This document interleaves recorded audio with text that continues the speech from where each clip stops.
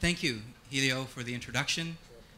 It's a real honor to be here. It's an honor for IDE to have been awarded the first prize in creating shared value from Nestle. That was about 8 months ago, and we've been working diligently since then. As stated, I'm the country director for IDE in Cambodia, and I'm coming here presenting this, representing a whole lot of people back in Cambodia whose efforts are reflected in what I'm going to present to you today. The project that was awarded the CSV prize was the Farm Business Advisor project that we've been working on in Cambodia for a couple of years. The premise of this project is that farming is a business, and farmers need to consider it a business. And farm business advisors can help farmers to make the most of the business opportunities that are available to them. Now, one very important opportunity, and the one I'll focus on today, is that in Cambodia, 2/3 of all vegetables that are consumed are imported from neighboring countries. So there's a real opportunity there for small farmers to substitute those imports with their own production. Along with opportunity, there are also constraints.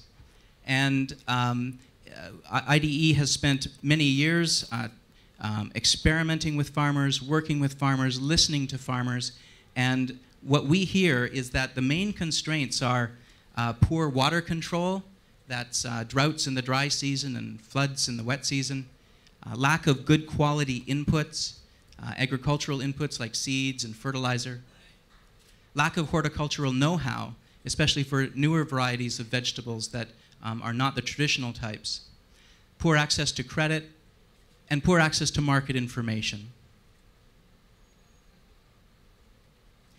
Now, from being active in Cambodia for 16 years and doing hundreds of field trials and working with farmers, we know that if small farmers have the technology they need and the know-how, they can create a lot of value off of their small farms, hundreds of dollars a year worth of value. And the concept of this farm business advisor approach is that if a little bit of technology and a little bit of know-how can create a lot of value, then there must be some way to capture a fair portion of that value to actually deliver those services, to deliver that technology, to deliver that know-how, and then you'd create a sustainable system. And this is where farm business advisors come in. The idea was to bundle together technical advice with good quality agricultural inputs to create a profitable enterprise. Now, these small business people, these small-scale entrepreneurs in rural areas, and we've called them farm business advisors, they serve a network of farmers in their areas. IDE recruits and trains and supports these farm business advisors in their work. Now, if they were all separate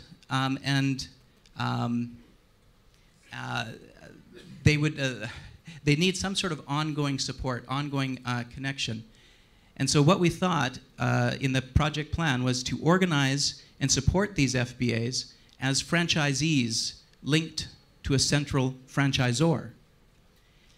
And the franchisor is doing the bulk purchasing of agricultural input supplies, accessing credit, accessing new information, and is able to pass those on to the farm business advisors through the network. So who are these farm business advisors and what do they do? They are small-scale entrepreneurs with business and agricultural experience. They've already got some business activity going on.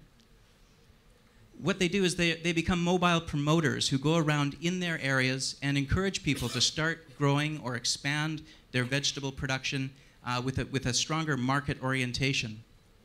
They sell a range of good quality products and services at a profit, and this is where they make their income. And they're able to back up those products with good quality technical advice during visits in the growing season, because they're coming back to the village periodically through the growing season, or even by telephone as necessary. And this is a really important part, this technical advice, because the agricultural extension system in Cambodia, like many developing countries, is quite weak.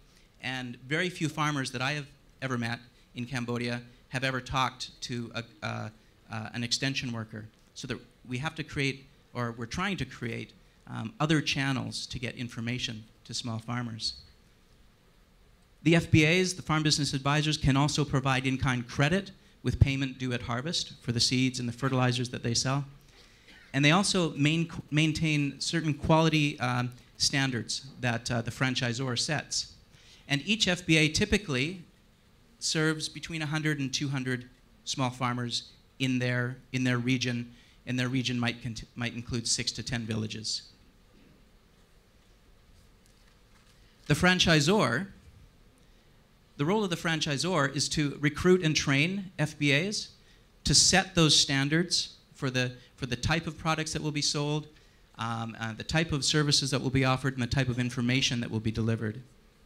Another role is to monitor and control those quality standards, to do bulk purchasing of agricultural inputs from external suppliers, to facilitate access to credit for the FBAs, who can then pass that credit on to their small farmer clients, to gather market information and analyze that and be able to pass that on to the FBAs, who can then pass that on to their farmer clients. We have a product development cycle where we're constantly looking for new products that will respond to the needs of the farmers that we're working with. And we also do branding and promotional activities to support the FBAs in the field, to raise awareness about their services, and to help build their credibility in the communities where they work. Now, when we started, this was the goal that we were headed for. We wanted to enable small-scale farmers to increase their production and to diversify into vegetable crops, specifically more market-oriented vegetable crops. And the logic of the project was something like this: if we can enable small-scale farmers to do that, they'll be able to sell their produce into markets, they will have increased income, and this will increase their quality of life. Now, of course, there's a side benefit here, and this kind of ties in with the theme of this conference. If farmers are growing additional vegetables, then they're also going to be eating some of those vegetables, and the increased diversity of food will improve their nutrition and their health, which again leads to improved quality of life. And there's other linkages, such as the increased income also can be used to purchase additional food that they're not growing. And we do know from surveys that the number one way that small farmers spend extra money is on food.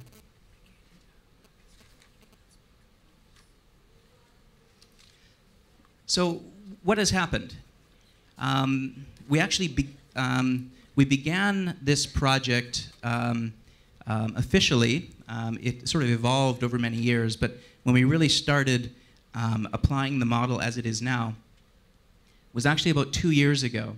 And the Nestle grant came in about 8 months ago.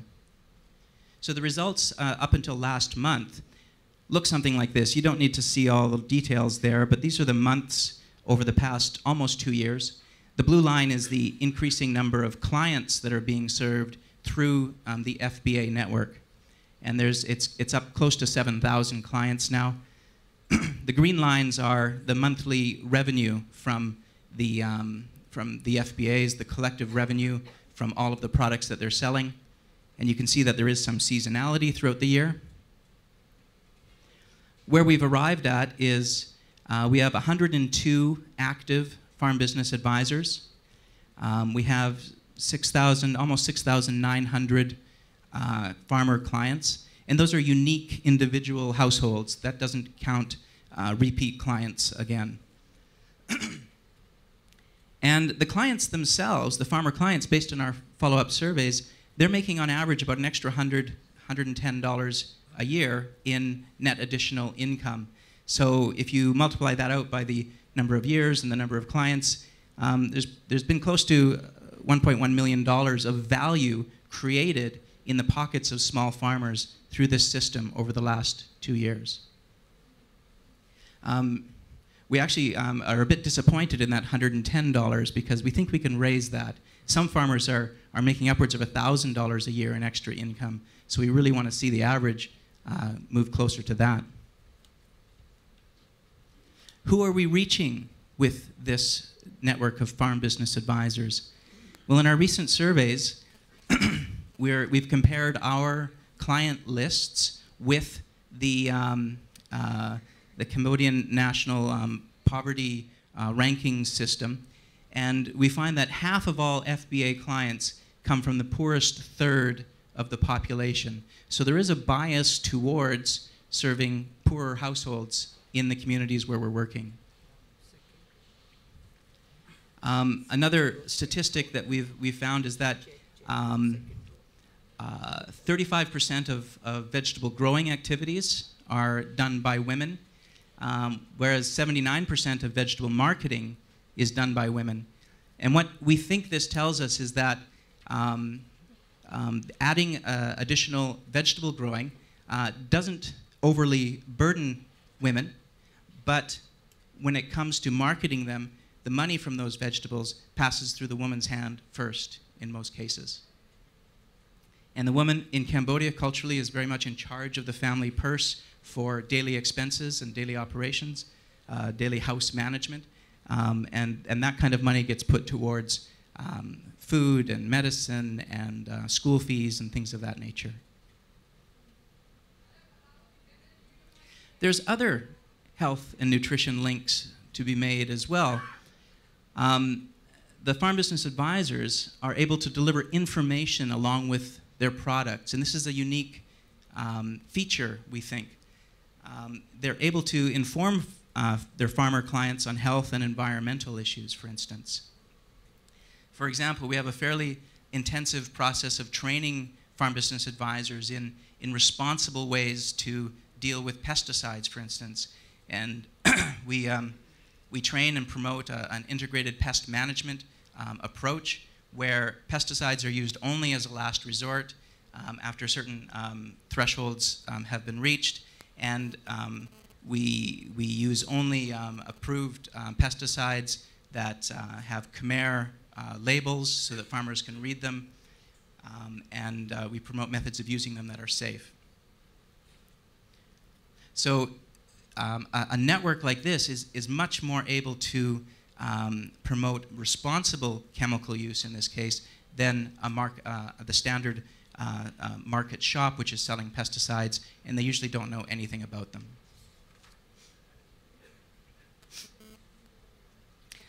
Also, because this network already exists, it becomes a way to deliver other sorts of information and products to small-scale farmers. So you can make use of this, the efficiencies of this distribution system to introduce other things, like ceramic water filters is a very popular way of treating water in Cambodia, and so farm business advisors add that as one of the products that they sell. And sanitary latrines as well has been quite a phenomenon in the last couple of years, where a very low-cost, appropriate technology type latrine has been developed and has been very popular in rural areas. And so the FBAs are able to sell that kind of product as well and link small farmers with a local concrete producer who can produce it and deliver it.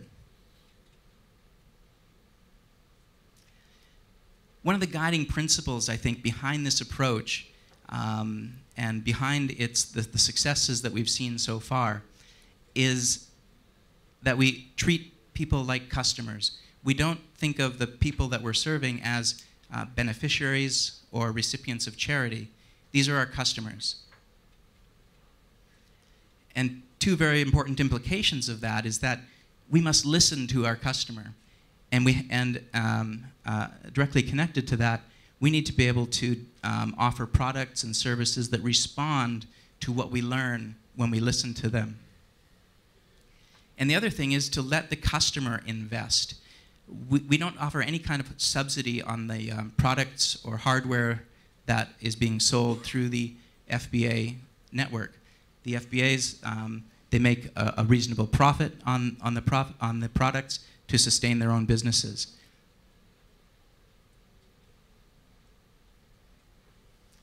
And we think if we take this approach, there's a number of benefits that come out of it. The farmers that we work with have a greater sense of ownership for the products that they receive. There's less creation of dependency and a handout mindset in the people that we're working with, and that's something that exists very much in Cambodia because many NGOs have been working in Cambodia for many years, giving things out. We think that we can serve more people because with a small amount of resources, we can leverage the resources that are in the private sector and in the households themselves to reach more people. Greater sustainability because there's a cost recovery and even a profit aspect to it. We think that this results in better responses to real needs. It's not somebody in a Phnom Penh office deciding what people need, but it's the people themselves voting with their pocketbooks, voting with their money, what is a good product and what is not, which results in more choice for people, and we think dignity as well. A customer has more rights than a recipient. A customer can say, hey, this thing doesn't work, or that's not what I need something more like this. And a customer has those rights, whereas a recipient of charity really doesn't. And somebody who's invested and grown produce and is able to sell it, at the end can say, I have done this, and I have taken control of my family's situation.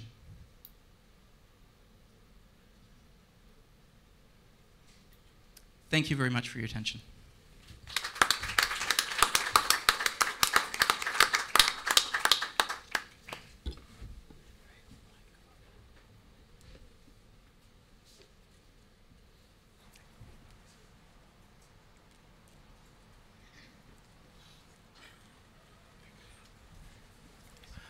Thank you very much, Michael. Before we go on to question and answers, we would also like to request His Excellency Ambassador Philippe Welty to come and say a few words. Thank you, sir.